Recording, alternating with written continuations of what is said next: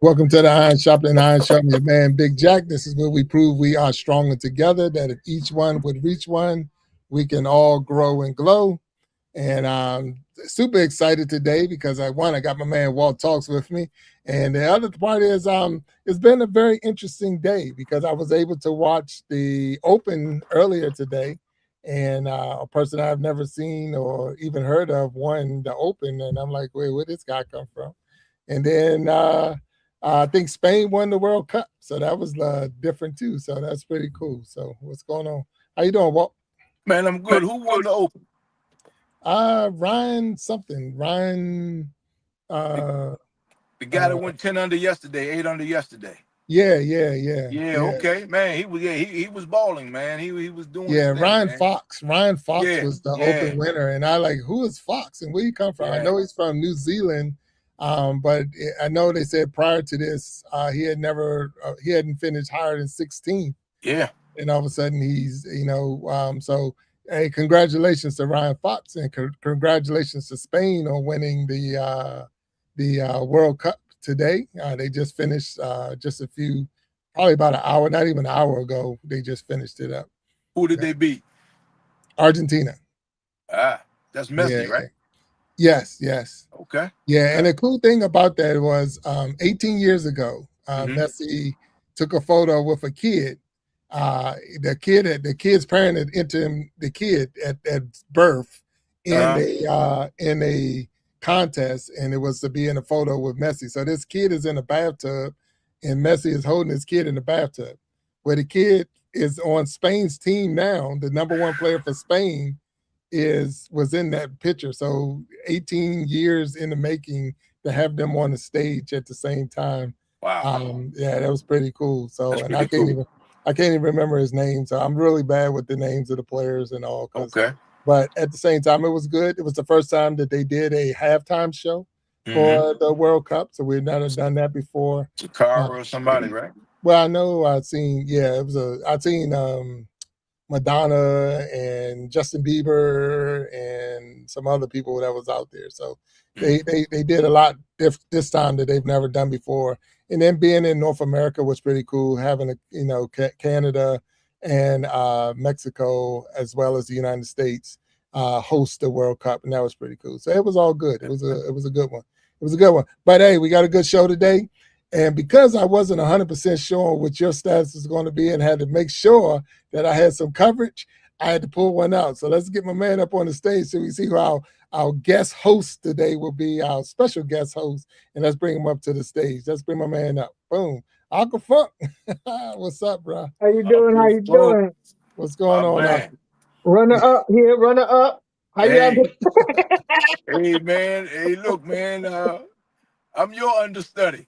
Oh, yeah, let me get out the way. I don't want you to trip me off the stage, man. Look, I'm gonna let you do your thing, man. No comparison, man. No comparison. Man, how you doing, sir? Good to see you, man. Everything good? Man, I can't complain. I really can't. Busy, all in good ways, though. There you go. All everything is moving forward for me. So, I would be, if I could come up with some stuff, but I'd be lying. Man, progress is always good, man. So that's great. It would be petty. It'd be petty. Anything I have to bring up is petty, to be honest with you. That's right. You're not a petty guy. I know that for a fact. Yeah, so, without a doubt. Yeah. So look, check it out, fellas. We got a wonderful guest that's going to be on with us today. I'm looking forward to having him on the show.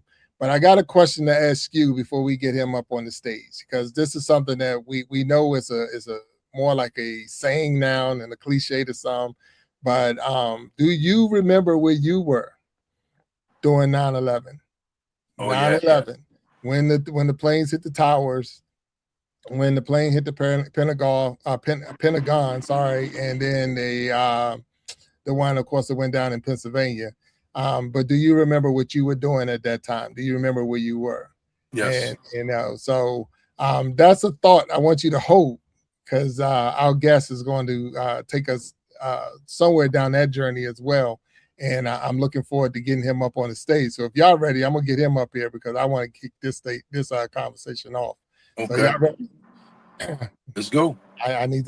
We ready? We good to go? Let's get it. All right, let's get him up on the stage. Let's go.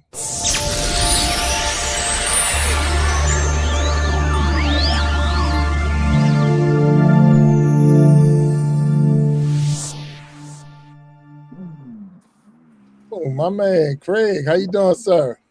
What's up? What's up? What's up? Now, welcome to the Iron Sharpening Iron Show. I'm your man, Big Jack. It's my man, Walt Talks and Aqua Funk. Normally, we don't have, we're not double teaming, but I heard you were so strong, we're going to have to come direct on you, man. Hey, man, say we needed help.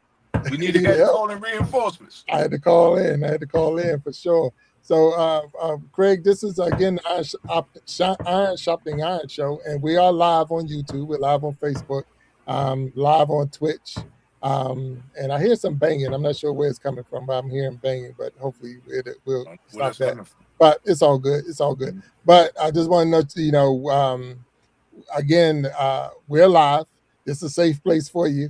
And this is a chance for you to tell your story to us and let us know. So I'm going to ask you, for all those who are watching right now, and welcome to everyone's watching, make sure that if you're out there, you're hitting that like button, hitting the subscribe button, and following not just this channel or this show, but all the shows that come out of the Iron Sharpening Iron universe.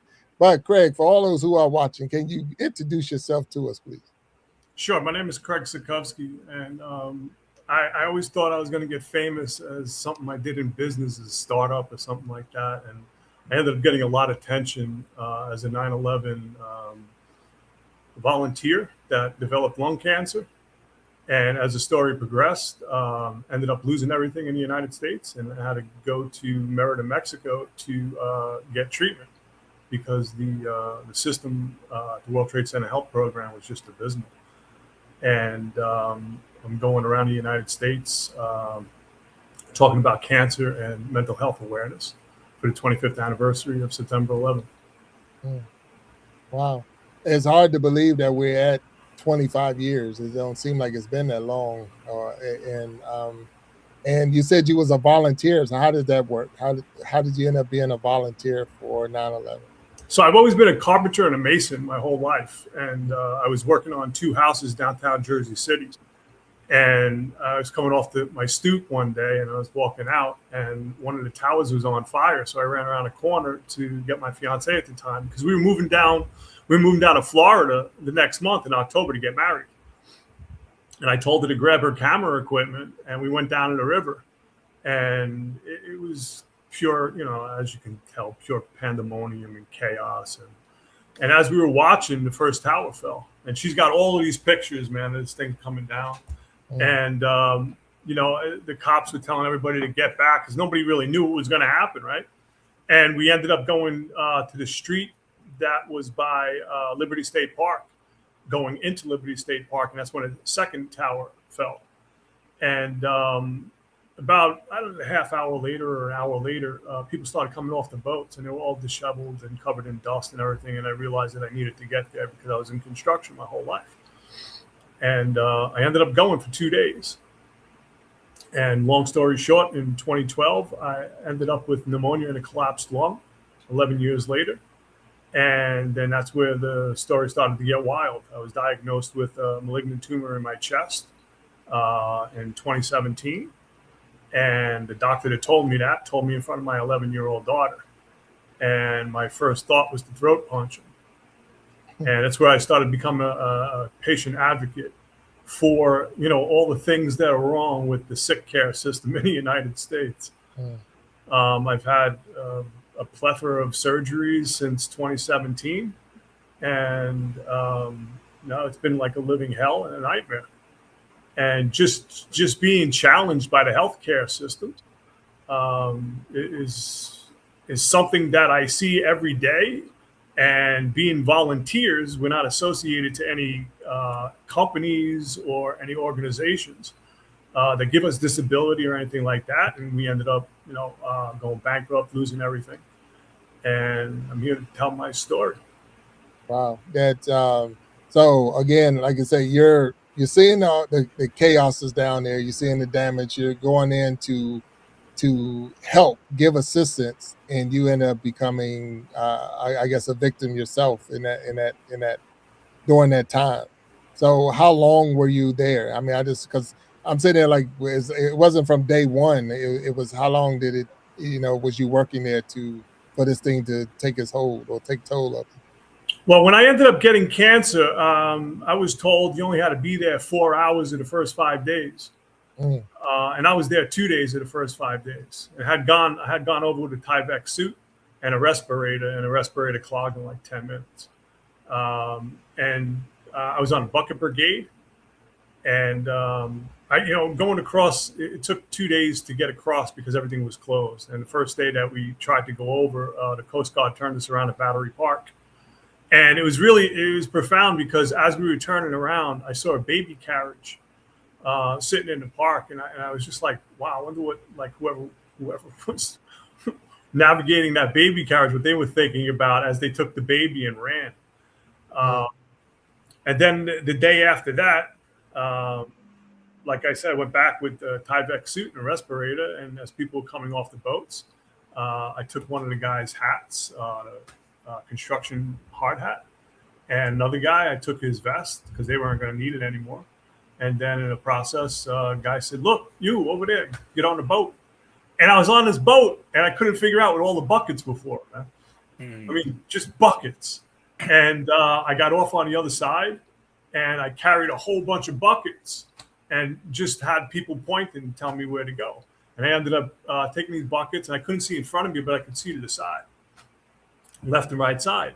And I took the buckets, and I passed the restaurant where the guys are hanging out, smoking cigarettes. It was really like, it was a little hard to understand. You're walking, and the girders are hanging off, ready to like fall. And I walked by this one room, and it was just nothing but bags. I didn't even want to know what were in the bags. And I walked out, and there was a knee wall that I had to climb over. And you could see, like, it was light.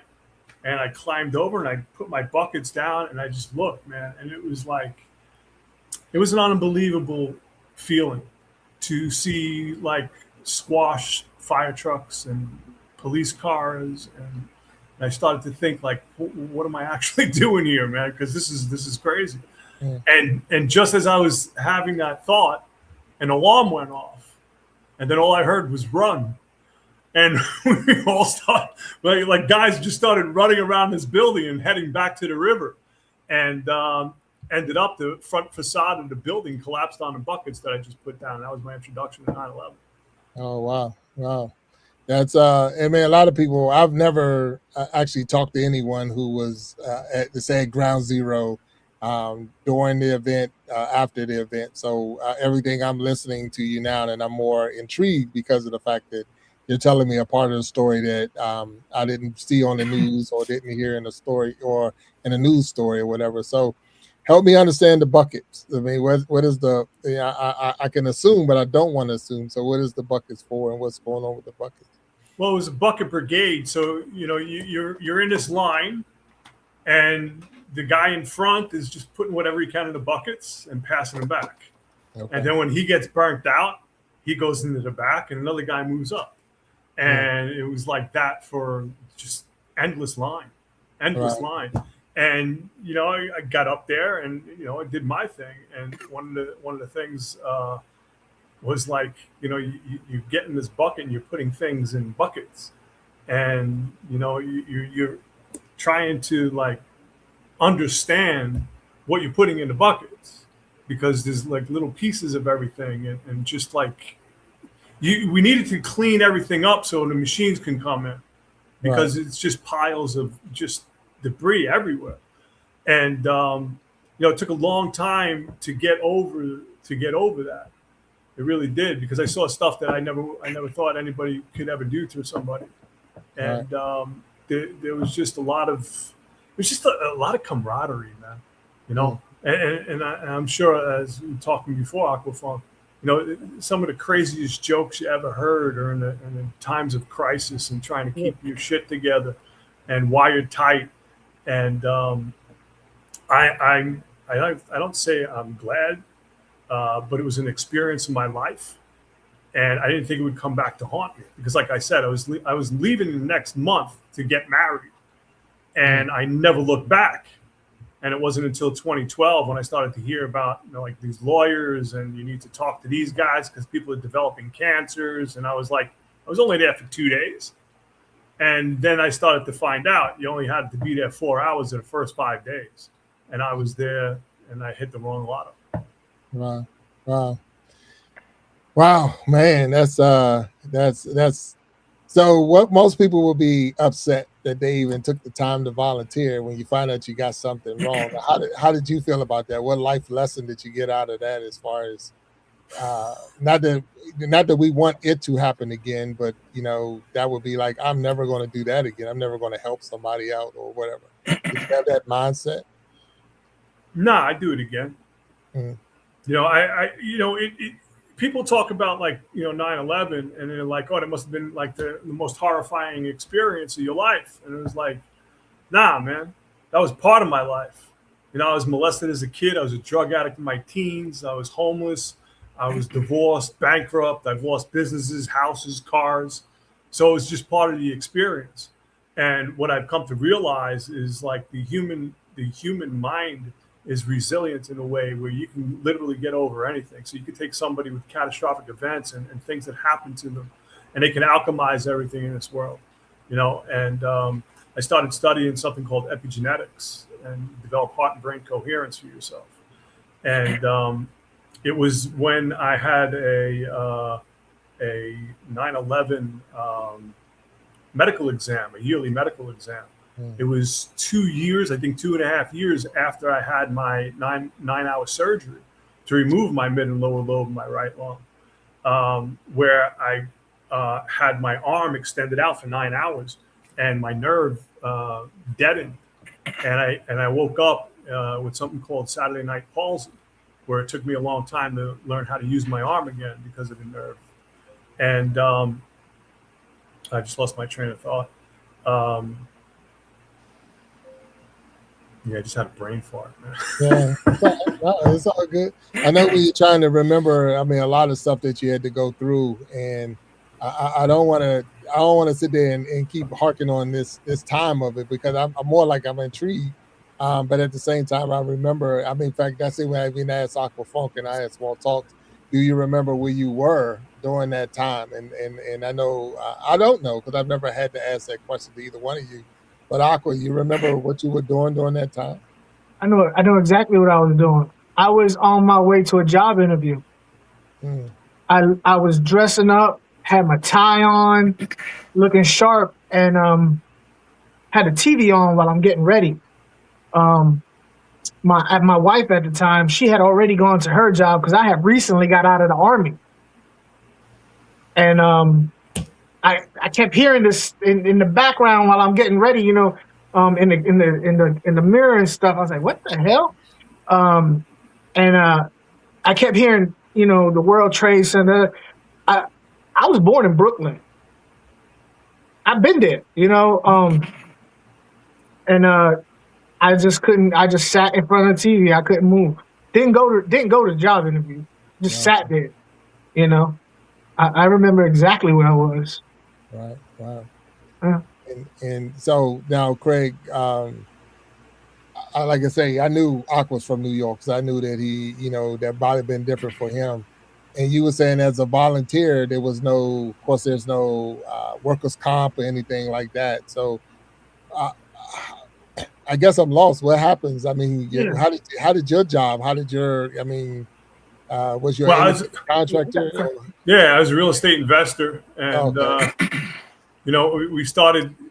It was taking a toll originally, because I was in Mexico at the time when I had my collapsed lobe and pneumonia.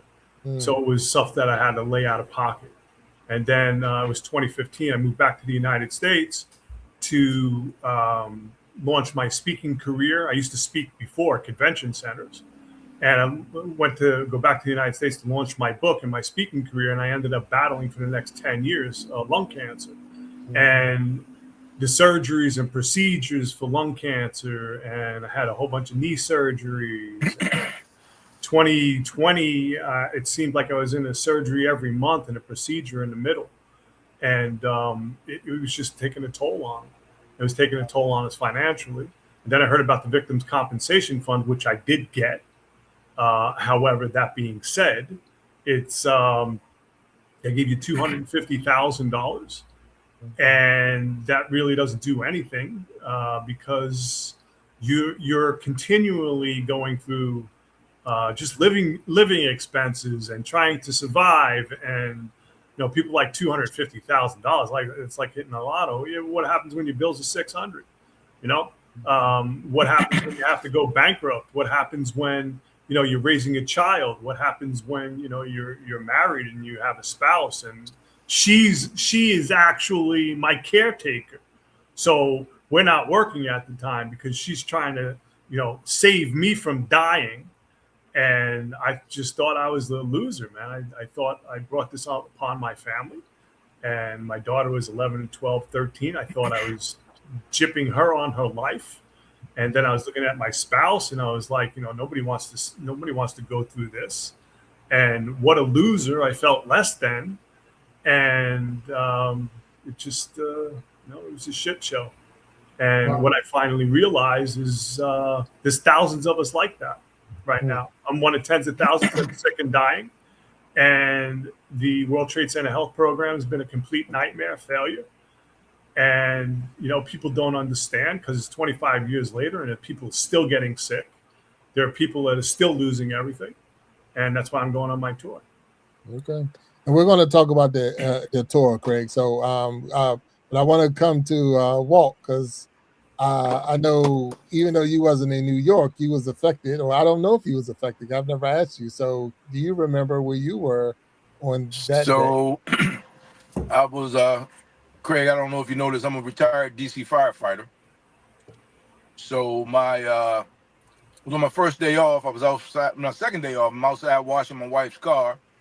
And she came out front and said a plane just crashed into the World Trade Center. Of course, I thought it was like a Cessna or something. I came inside, looking at the news. The second tower got hit. So then they started talking about the Pentagon. And I just went and grabbed my bag and I was gone to work for the next 3 or 4 days, and didn't make it to the Pentagon. We backfilled the guys that were there. And when they started coming back, they had some stories, man. I mean, it looked like no one has ever, that I know personally, has ever experienced a nuclear bomb. But like what you see, it's like time just stopped. Whatever people were doing at that moment, that's what was happening. And guys were, when we talk about jokes, that's the way firefighters and police officers and first responders deal with things. The irony for me with listening to your story is, it's unfortunate because you needed volunteers because the volunteers were able to free up the first responders to do what they needed to do. You had a Tyvek suit and a mask. Somebody had to give it to you. No, I brought it on my own. I was in construction. But they put you on the bucket brigade. Somebody had to sign you up, do something. I mean, like I know it was chaos. There's no sign. The first day I went there was no signing up, man. You just grabbed. You grabbed and go. And I was on a bucket brigade and I ran a Bobcat. Yeah, that's the way. I'm sorry, I had a delay. I apologize. Go ahead, Craig. I'm sorry. No, go ahead. The second day that I went was a Saturday. And then that's when everything changed. That's when I got my contractor badge at the World Trade Center. Right. That's when you had to go in the line and sign for everything. And it was just, and that was when the unions came in and they started running it like a business, man. Okay. Oh, wow. So you're saying on day one, it was a free fall. Anybody who was willing to help, come help. But then day two, they maybe got things somewhat in order. Now, I was there. So September 11th. Then the next day, and I was there the following day. Okay. Because it took me 2 days to get over there because everything was closed. Right. Got you. Okay. All right. And okay. All right. So like I said, I'm trying to get a picture. Yeah. So the second day, they kind of got organized. I'm listening, Walt. Okay. I don't know what happened. So the second day they got organized, right? And that's you said you got your badge. You can't hear me? Yeah, we can hear you. Go ahead. We can hear you. You got a delay, bro. We can hear you. Go ahead. Okay. The second day is what he just said. They gave him his badge and his ID, and that's when things got kind of official. I get it. But it kind of got me, man, because I never heard that side of it, because I'm thinking once they kind of put you in the game, for lack of a better words, that, these guys, they were there for you. Now, you told me about the $250,000. but that's nothing if you don't have insurance. If your insurance is not covering your I was on your Medicare. injuries, and also All right, Medicare. Craig. Go ahead, No, Craig. I was on Medicaid for years, man. I was literally dying. So for me, trying to stay as a real estate investor, I was in bed weeks at a time, in between surgeries and procedures, and my spouse was literally looking after me, and I was dying at the time. And then they took my mid and lower lobe, my right lung out, and that devastated me even more because I was in a worse physical pain I could possibly be in because they cut all my nerve endings in my ribs, and for 6 years I had this consistent pain, and people were looking at me like, "Oh yeah, you're fine," and I'm just like, wow. And let me say this: I would be remiss if I didn't talk about the elephant in the room, which we all know now that there were guys, some of them New York City first responders, police officers and firefighters, who ended up getting fired for gaming the system. After well, 9/11. that was the whole thing. Yeah. And here you are with real injuries, and you had to go through. So I can only imagine your level of frustration, man. But you said you would do it again, so really, the value of your time, of what you guys did, the volunteers. And I know as a first responder, they talk about that a lot. Like, without the volunteers there, man, you guys freed up a lot of other people to do their thing, man. So that, hopefully, and I understand hope is not a plan, that eventually this thing will making it right. And unfortunately, a lot of people are not going to be around to see it because a lot of people have already passed, and it's been 25 years. Yeah. More people have died. More people have died since than happened on September 11th because of their illnesses and stuff.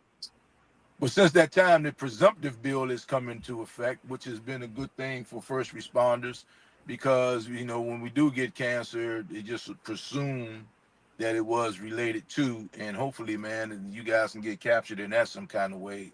Like I said, this is way above our pay grades, but it seems like you've been fighting the fight for 25 years, or what, 12 years, 12, 14 years, right? Going on 13, 14 years. Yeah. Mm-hmm. Yeah, I've been in the system since 2017. And then I did my first interview on Fox Atlanta. I think it was 2018. And then I did my interview in Time Magazine the same year. So I've been fighting this consistently for the last 8 years. Oh, wow. So, Aqua, look like you got something to say. Is it a question? Go ahead. Yeah, I actually got two things. First of all, I was amazed by the fact that you even brought up the fact that you was a volunteer. Because to be honest with you, you only ever hear about cops and firefighters. Mm-hmm. I was like, oh snap! There was other people other than cops, firefighters, and EMTs. Yeah. You're the first time anybody's ever brought up just regular Joes showing up.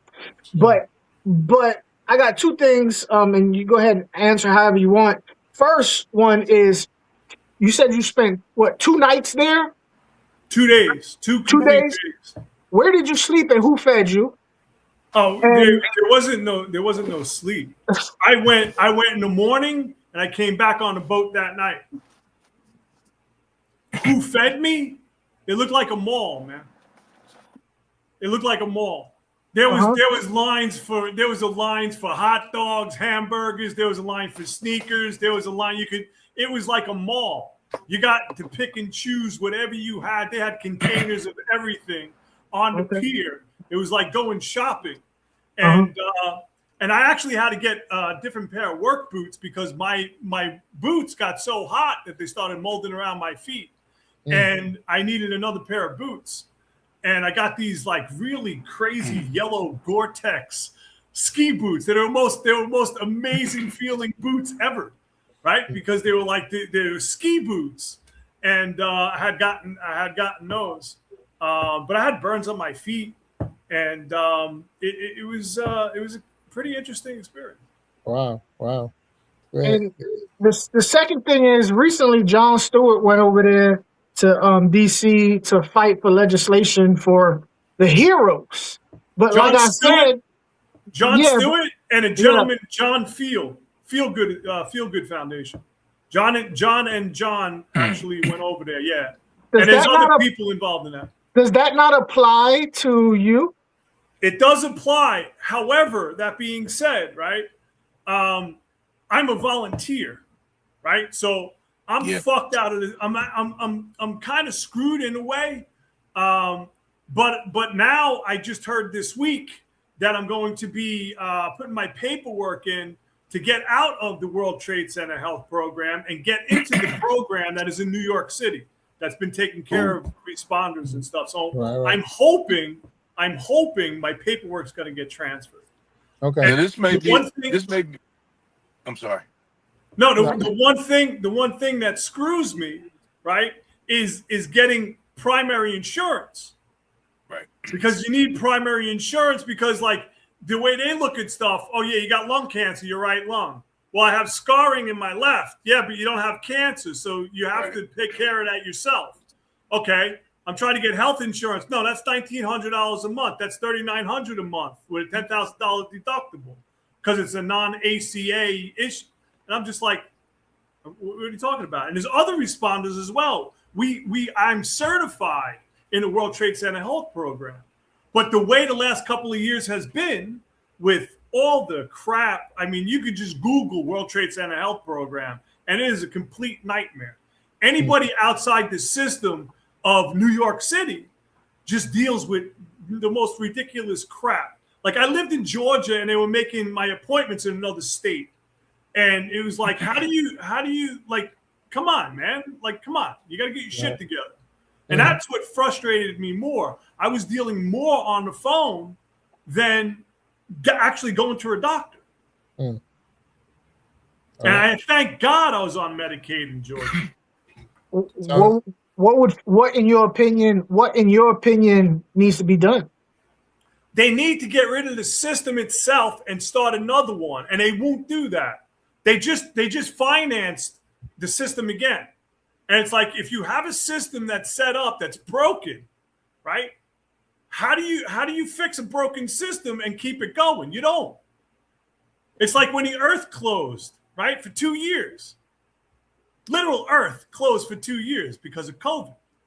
And then all of a sudden it came back online and everybody, okay, everything is good. No, all the mom and pop stores got wiped out. All the corporations came in, and that's what's happening. So it needs to be etch and sketch. This etch and sketch and start over. Yeah, exactly, man. It needs to be shaken up, and I'm here to shake it up.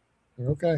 So you mentioned Craig, that you're getting ready to go on tour, or you're going on tour. So tell us about the tour. What is the tour? So the tour. Go ahead.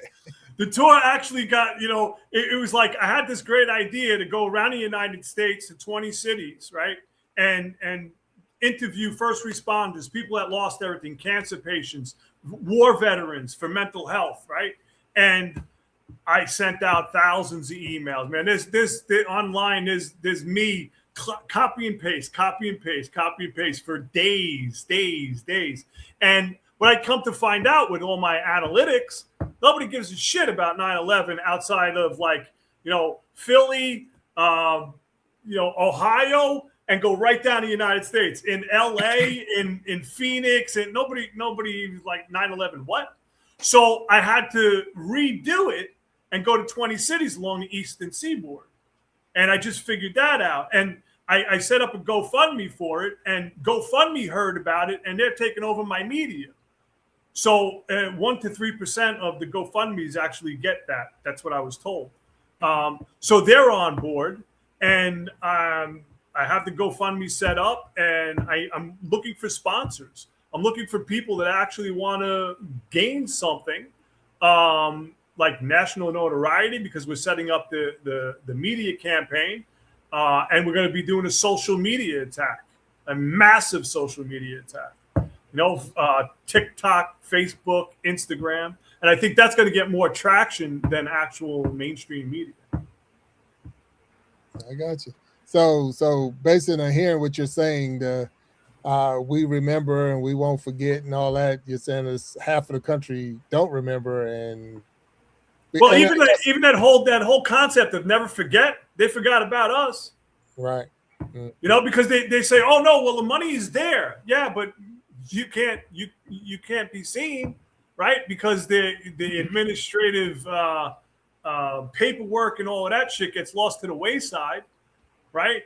Or they're miscommunicating with the doctors, and you have to at the time I was in the program, I'm in Merida, Mexico now, but when I was in the program, I used to have to find my own doctors and then have to explain to the doctor that if they wanted to get paid, they had to sign paperwork that would say, okay, instead of getting $1,000, you're only going to get $600 because it's in the World Trade Center health program.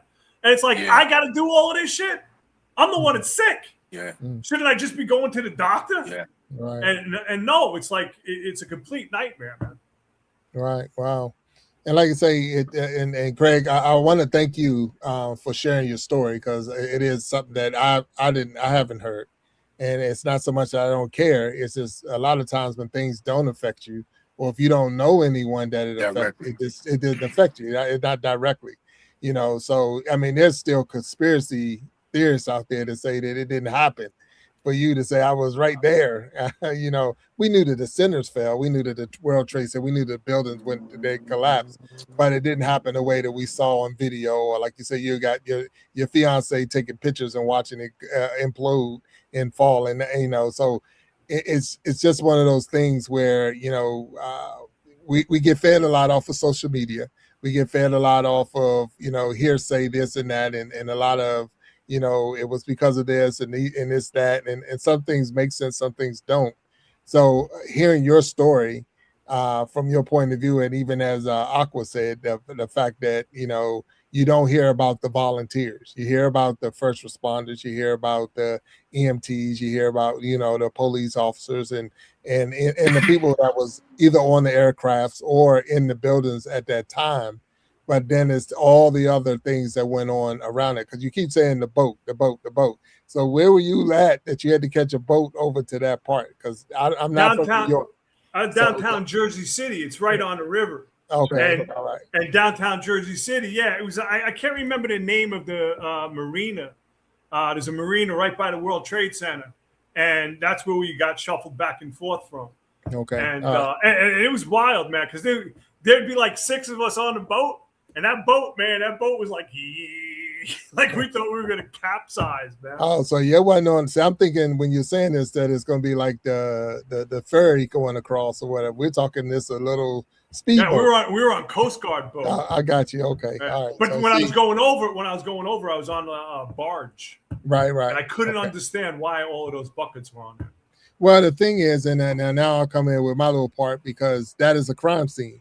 So really, every bucket that's being pulled off is part of the crime. So they got to investigate. Yeah, but they were not investigating. I'm just saying that is a crime scene. So we got to go and investigate. We need every piece of this and that. And we've seen the videos or the TV shows where it was a special that you see down air disaster.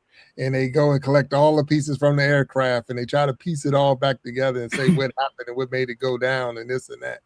And that's sometimes some of the things you have to do. Sometimes your disaster, and I know Walt could probably tell us better, the disaster is way bigger than, you know, the idea is like, hey, let's collect all the evidence. Like, you're not going to collect this. This is way too much stuff. Go ahead, Walt. After 9/11, a lot of changes came about in public safety because we were exposed, especially communications, incident command systems. None of that was intact. Everybody was freelancing back then. So, you know, 2 agencies couldn't even talk to each other. You know what I mean? You didn't have the mutual aid that you have now. So in the last 25 years or 25 years, a lot has changed as far as that. But it doesn't change the fact that what wasn't done then, and this is the part that's killing me here, Craig, that's legislation. I mean, we can make that happen. as a Oh, country. that's why I'm taking this trip. That's why I'm taking this trip. And you know, it's almost embarrassing that you have to do this, but this is what it is. And thank God there's people like you that's willing to do it, because, you know, most people are just going off getting sick, complaining, but not really doing it. And I'm guessing, you know, the action is probably what keeps you pushing. Just doing something about it and being active is what is kind of like keeping you going. I mean, so good. That's my life for right you, now, man. I mean, but it was messed up. Yeah, it's your life work. Excuse me, fellas, but it was messed up. There were a lot of things going on that were just messed up. And once they give you your badge and give you access and put you out there, there's a certain amount of responsibility that goes with that. And like you said, man, if they just need to fix it, it's like the system was set up. And my understanding is just because we got some guys from New York too, and you know, we did a lot of mutual aid stuff and assessments and critiques. Excuse me. And you know, hey man, they did what they did at the moment, but they haven't, as this thing progresses, they haven't changed how they deal with it. And it's something as simple as just, okay, let's just fix it. And when you use the word, not you, but when people use the word best practices, I hate that word or that saying, that terminology, because you at that point you are saying that this is as good as it gets. And as you know, it's an evolving situation, because 25 years later, I mean, this thing catches up with you, and here we are. You know, so there's a lot, man. And until you get some politicians on board that really understand that, you know, you're gonna have a battle. You are going to have a battle, but you can't say the money's not you, but people can't say the money's not there, because we have money for everything else, right? Definitely have money for everything else. Wars. Yeah, they just got funded again, but we weren't funded for a long time. Mm. You know, and John Field Yeah, and John Stewart so, and their team. it's shameful, they went man. And down there. hopefully, man, you know, that you guys can get in front of Congress or something. I don't know how that works. I don't know how many or traction you have, but until people start getting embarrassed, yeah, John Stewart. Well, that's the whole thing, man. That's the whole thing. Like, they did their job and they did it very well. They got us funded, right? However, that being said, being funded and being seen is two entirely different things, man. Right. Because the thing is, and what I'm hearing, well, and I'm gonna come the to consequences. I'm sorry. No. And what I'm hearing, Craig, and I'm gonna come to you, Aqua, as well. So it's like you said, not being seen. You know what I'm saying? So a lot of times we just throw money at it. Here's. I wish they would throw money at it. Yeah, I got you. But the thing, so some people will say, if I was listening, you already got 250,000. So you got 250. So what else you want? So, and I'm asking you that, not so much as coming against you, but that's where a lot of people say they did throw money at it, but now you're saying that's not enough. So what people is got enough? People got millions of dollars. Man. Okay, all right. People got paid very well. And then it was a tax-free event, so I bought a farm. I just sold my farm to come to Mexico to get treated. And that's where all the firefighters. It's an ongoing thing. Right, got you. Okay, all right. So Aqua, I see you had your finger up. What's going on? What you got? Yeah, Walt kind of made me think about something about how, you know, it exposed vulnerabilities and how it changed our country. You know what I mean? That day changed our country. And then you over here, you're still fighting. You're still fighting that day. Right now, you're fighting that day. 25 years later, you're still fighting that day. And people acting like it don't exist. They forgot this, that, and the other. That must piss you off every time you go to the airport. It must piss you off every time you go to the airport. You be like, everybody's complaining about why they got to take the shoes off, why they can't have it. And you standing there like, I know exactly why we got to do all this. See, the thing is, good point. I was angry for so long right? And this was my point. I studied something called epigenetics, right? It's this thing that we have inside of us where I've alchemized all of this shit. I have no emotional attachment to this shit whatsoever. Because I had to leave the emotional attachment because I was going down and spiraling out of control mentally, right? I have post-traumatic stress disorder. I have Barrett's esophagus when my throat literally just closes. And I passed out and smacked my head a couple of times in Mexico by myself. I have GERDs, right? Lung cancer. And I have to keep my shit together all the time. Because if I mention things and I start going off on a tangent, no, I keep my emotions in check. And this is my whole point, is because I want to show people how to do this. I want to show people how they can alchemize their life and not be better, not bitter. So when you say I go to the airport, I did. Now, I don't care, man. Yeah. I just don't. I want people to understand that they're not alone when they're going through whatever they're going through. And I think there's a huge problem with mental health in this country. And the people that are still battling cancer, what they go through, I mean, as soon as you hear cancer, you think your life is over and you're dead, right?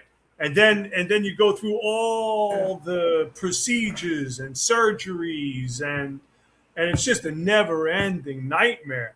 And then on top of it, financially, I can't tell you how many times we sold everything again, and then sold gold, silver, all the shit that we had, and then sold furniture just to keep my ass alive. So am I pissed? I was.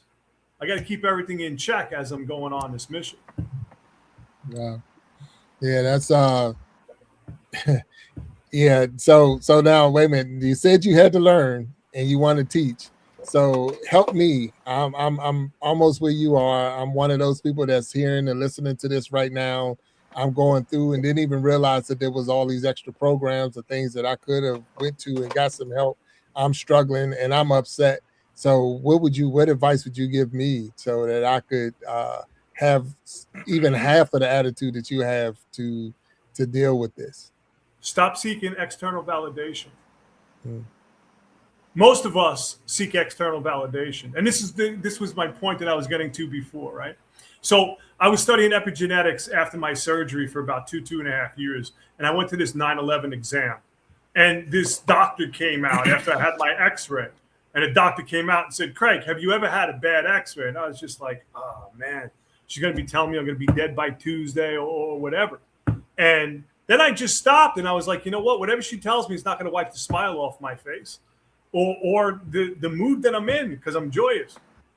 And come to find out, she didn't even have my paperwork from 9/11.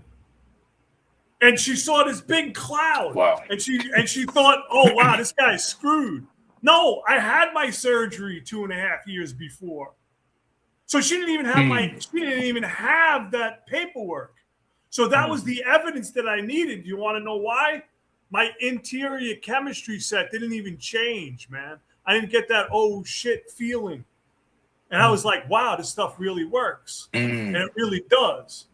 Because you have to work on the greatness that you have inside yourself. You got to tap into that God feeling. And to do that, you need to shut out all the external noise, the bullshit that clogs our head 24/7. We have something in our bodies called the reticular activating system. All it wants to do is please us. That's all it does, 24 hours a day, 7 days a week. It's our subconscious programming. We have to reprogram our subconscious. And you do that by listening to Dr. Joe Dispenza, the Silver Method, tones and frequencies and tonalities, because that's what got me to who I am today. That's my message. That's my core message, is you can go through anything in this world and you can alchemize everything. Am I pissed off? Not anymore. I have no association to this shit whatsoever.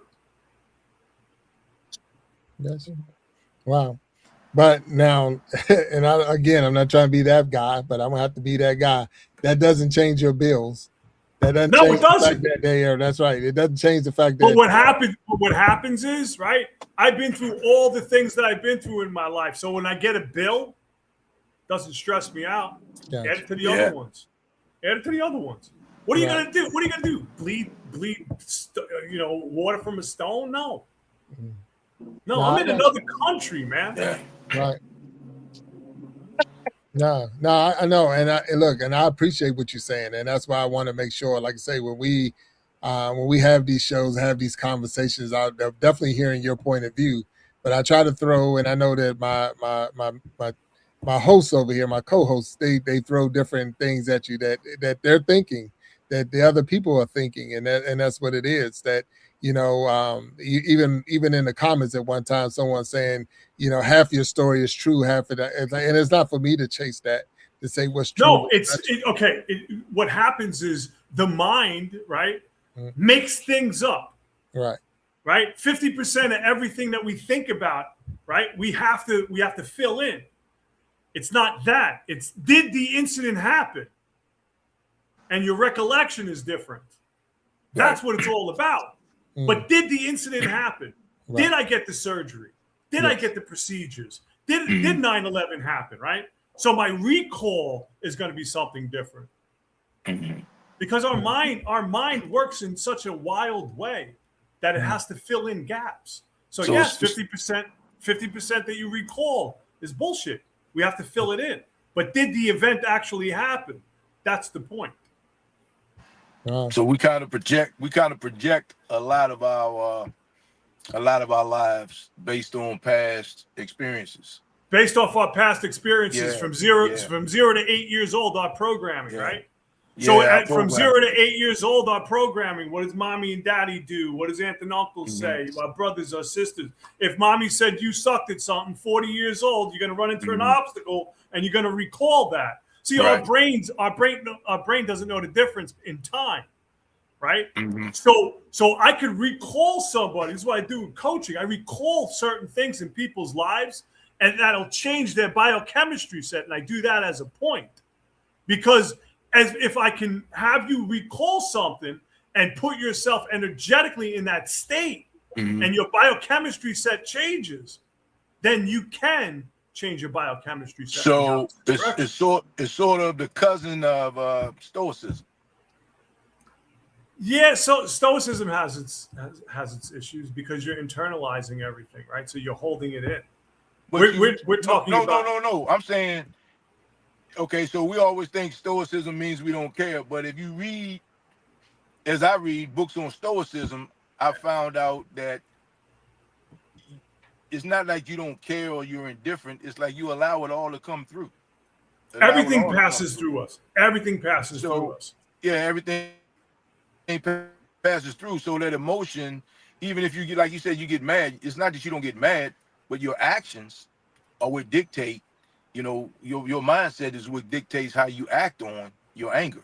So you can use that to your advantage and do something about it, which you are doing, or you can have a woe is me mentality. And that's why I like when you read the Stoics and you think about terms like amor fati, my fate is my fate, things like that, you just kind of, it helps you get through, because no matter who you are, everything we've been through or gone through, we've been through, because we're still here. You're still here, right?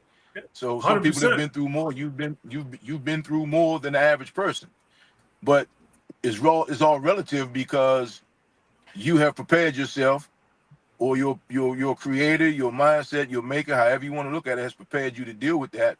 And the average person, somebody messed up their order at the McDonald's and and they lose it. They flip out. They lose it, man. Yeah. But everybody has a breaking point, man. Everybody has a breaking point, and we all hope that we don't find it, because I found it. Yeah, I found it a bunch of times, man. Well, but luckily you're still here to talk about it, because you didn't do something that was so adverse to your future that you wouldn't allow you to be here, helping others.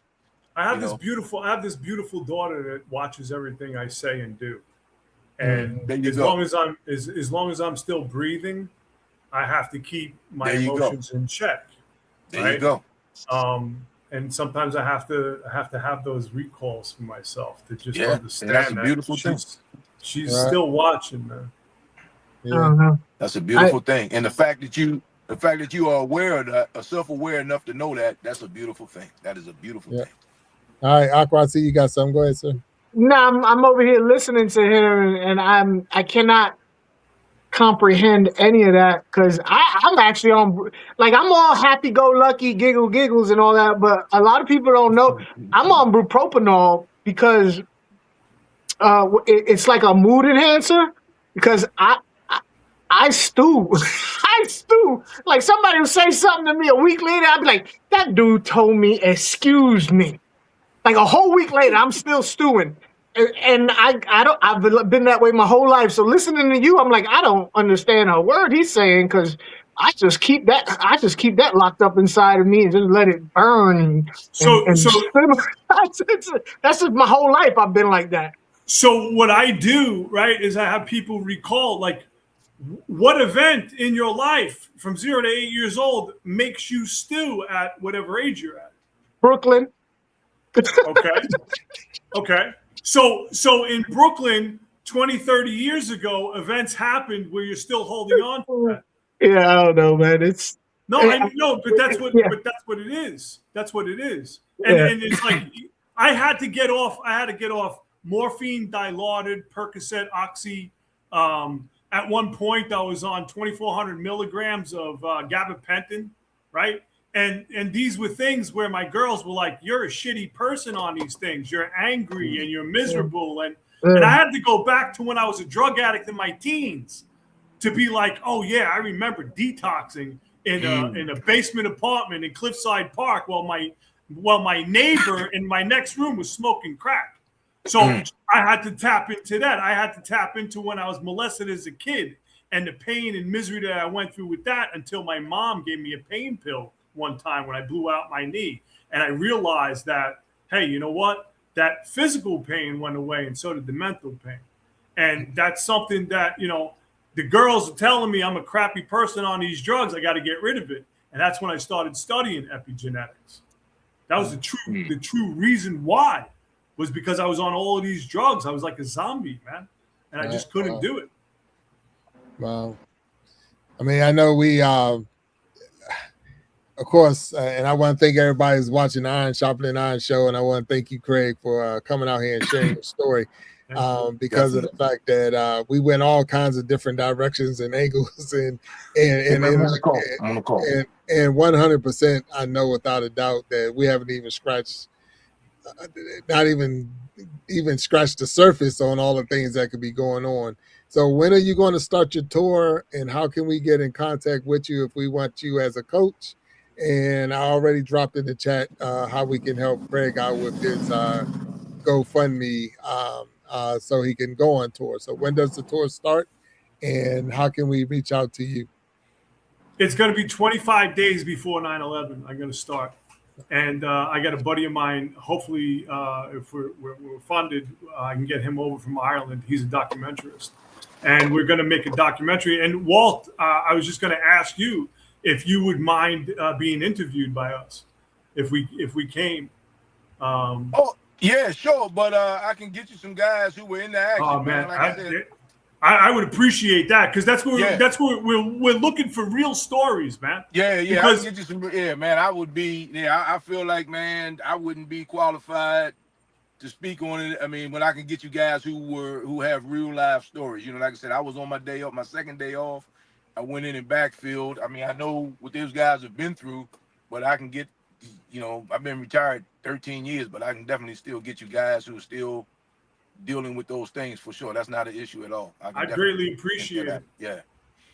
100%. And then, like I say, we'll definitely put the word out. And if there's someone watching now, and if you're watching the show and you are a person who have survived or still going through, or you know this story firsthand that Craig is talking about, then and you want to reach out, you can definitely reach out to me at bigjackstorytimeguest@gmail.com. Or I know we put your email down there, Craig, and hopefully they can reach out to you and y'all can make contact as you're going on your tour. Because the thing is, now that I'm hearing the story, I'm invested. I'm vested in the story. I want to say, hey, how is this thing going? So we want you to maybe come back on the show, and not even maybe come back on the show and give us updates on how things are going, because I'd love that. because we want to help you get the word out and help you, take us on the journey. Let us know. And if there's anything else other than sharing the information to get you the help that you need, like Walt said, he can get you some contacts. We're here. We want to help you as much as we can, for sure. I appreciate that. Thank you. Yeah, thank you. But I do want to thank you for being a guest on the Iron Sharpening Iron Show. I want to thank you for sharing your story. I know it takes a lot to go down that lane and let other people know, but it's important that this word gets out, and hopefully that someone else is listening and now encouraged that they can not only go through trauma and go through situations, but they can come out on top. They don't have to let it tear them down. They can come out on top. And it looks like you are, even though you're still dealing with it, it looks like you have learned a way to conquer it. And I appreciate that for sure. Thank you. Yeah. So, Walt Talks, Alka Funk, I want to thank you Sure. for tuning in with me, man, and hanging out with me. I'm going to ask you to hang back just a little bit, all three of you. And as we close this show out, we want to thank everybody who tuned in today for the Iron Sharpening Iron Show. Thank you for tuning in and watching us. We ask you to hit that like button, hit that subscribe button, and continue to follow us for other shows, other episodes, as we continue to grow and glow together, because we are stronger together. That's one thing for sure. And with that being said, we're going to say have a good night, and we'll talk to you later. Craig, say back, all of you. Thank you.